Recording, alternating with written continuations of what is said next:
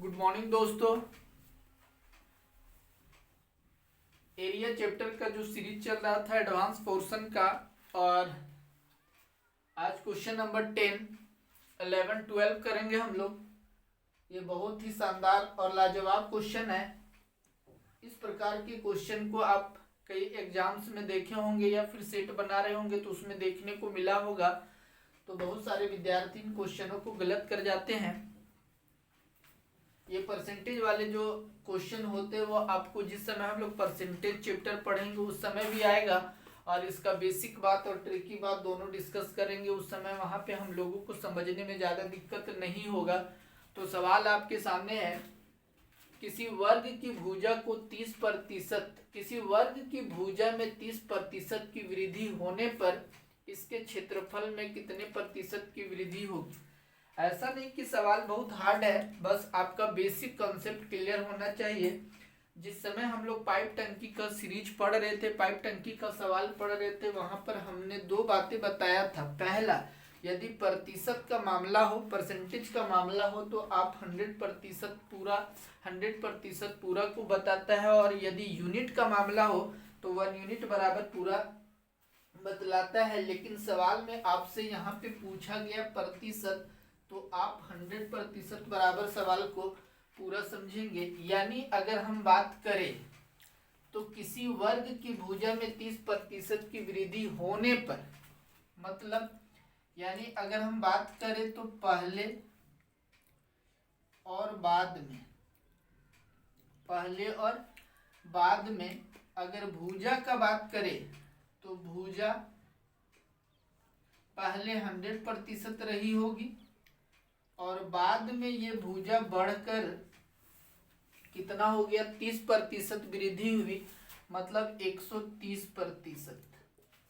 तो आप इसको अगर कैंसल आउट करें तो ये आपके पास बचेगा 10, और इधर कितना बचेगा 13। यानी जो वर्ग की भुजा पहले 10 थी, अभी वो 13 हो गई, मात्र 30% वृद्धि होने से। और हमने यह भी डिस्कस किया कि यदि भुजा हो तो भुजा के आधार पे वर्ग का क्षेत्रफल, तो भुजा के आधार पे वर्ग का क्षेत्रफल करेंगे तो ये आपका 100 आ जाएगा, और ये कितना 13 का स्क्वायर 169।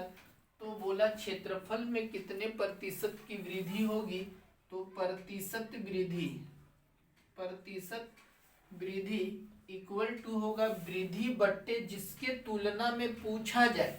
वृद्धि 100 से 169, मतलब 69 की वृद्धि हुई। किसकी तुलना में, पहले वाले वर्ग की तुलना में। पहले वाला वर्ग का क्षेत्रफल कितना है 100, और प्रतिशत में बदलने के लिए 100% से गुना, तो ये प्रतिशत कैंसल आउट, तो ये कितना आ जाएगा 69% की वृद्धि आप यहाँ देख पा रहे हैं। यदि इस प्रकार के सवाल को और ट्रिकी बनाना हो तो इसका ट्रिक है, चाहे वो वर्ग की भुजा हो, घन की भुजा हो, बेलन की त्रिज्या हो, गोले की त्रिज्या हो, कभी भी इस तरीके की बात हो तो डायरेक्ट उसका ट्रिक से आंसर आता है। ट्रिक है x प्लस x, फिर x square by 100, x square by 100 यानी कितना प्रतिशत, 30 प्लस 30, ये वृद्धि प्लस 30 यानी 30 का स्क्वायर, ये आपका हो जाएगा 900, और बट्टे 100, ये कैंसल आउट होगा, 30 60 प्लस 9, और ये प्रतिशत, तो कितना आ जाएगा 69%। यहाँ पे थोड़ा सा समय की बचत होगी।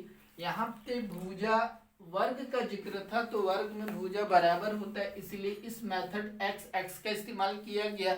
जिस समय हम रेक्टेंगल के सवालों को डिस्कस करेंगे वहां पे कुछ दूसरा होगा, बात यही रहेगा लेकिन वहां कुछ दूसरा होगा, एक्स वाई के टर्म में रहेगा।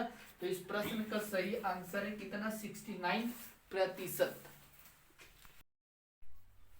क्वेश्चन नंबर 11 है, किसी वर्ग की भुजा को 30% बढ़ा दिया जाता है, परंतु क्षेत्रफल समान रखने के लिए उसकी नई भुजा में कितनी कमी करनी पड़ेगी या कितनी कमी करनी होगी।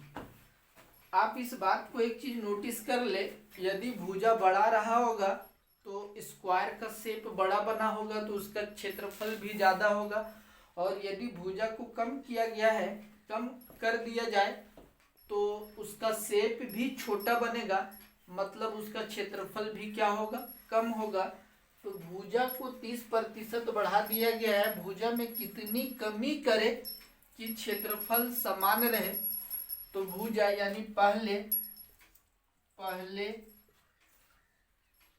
और इधर बाद, पहले 100% भुजा का जिक्र है तो भुजा कितना रहा होगा 100%, और बाद में कितना हो गया 30%, इंक्रीज कर दिया गया, बढ़ा दिया गया, तो इसका मतलब 130%। ये कैंसल आउट, तो ये रहा होगा 13, 10 और ये रहा होगा 13। मतलब पहले भुजा था 10, अभी बढ़ा दिया गया 30%, तो ये 13 हो गया। तो इसका मतलब ये क्षेत्रफल ज्यादा होगा पहले की तुलना में, चूंकि इसकी भुजा बढ़ चुका है। तो क्षेत्रफल समान रखने के लिए इसकी नई भुजा में कितना कमी करे, इसकी नई भुजा में कितना कमी करना होगा, तो 13 से 10 आने के लिए 3 कम करना होगा, यानी प्रतिशत कमी किसमें, नई भुजा में, किसकी तुलना में, नई भुजा की तुलना में है। तो प्रतिशत कमी बराबर कमी कितना 10 था, 13 हो गया, और 13 से फिर आपको 10 आना ताकि क्षेत्रफल समान रहे। तो ये 3 की कमी होगा कितना में से, 13 में से, और प्रतिशत में है इसलिए 100% से मल्टीप्लाई।